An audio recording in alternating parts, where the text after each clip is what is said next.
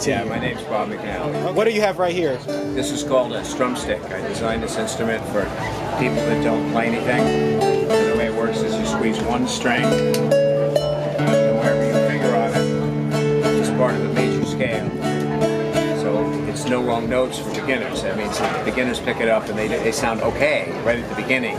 Instead of being frustrated and eventually giving up and quitting, people actually kind of get inspired and keep going forward with it.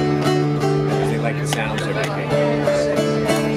So do you have any non-musicians in your family that inspired you to make this? Well, my mom played piano, but that wasn't an inspiration for this. But what inspired me to make this was I taught guitar for a long time, and I'm a musician.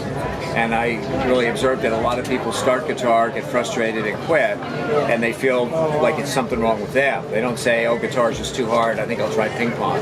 They say, oh, there's something wrong with me, I just don't have musical ability.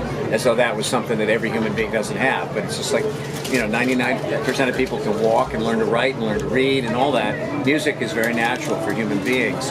But when people hit an instrument like guitar that's really daunting at the beginning, they think it's something wrong with them instead of something wrong with guitar. So I thought, let's make an instrument that would make people say, hey, I can play, instead of, hey, I don't have any ability. So that was what it was about. And has the strum stick been very successful getting people to get into music? Very much so. We've made over 75,000 of these in 30 plus years. Wow. And we get letters from people all the time.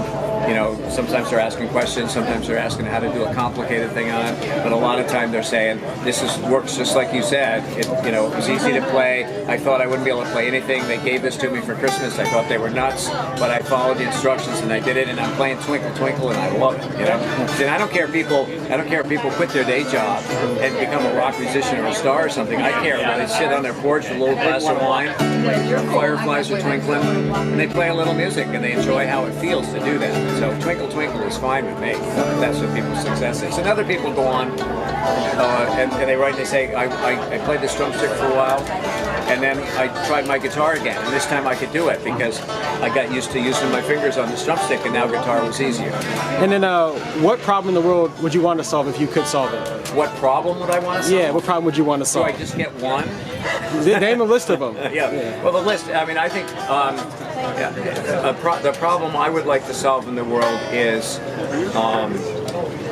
people being open-minded, that their experience is not the only experience. And I know, from my own ego and my own self, I know that we tend to look at the world from our perspective. So we see the world a certain way based on how we grew up, the country we grew up in, the things we learned, what we heard people say.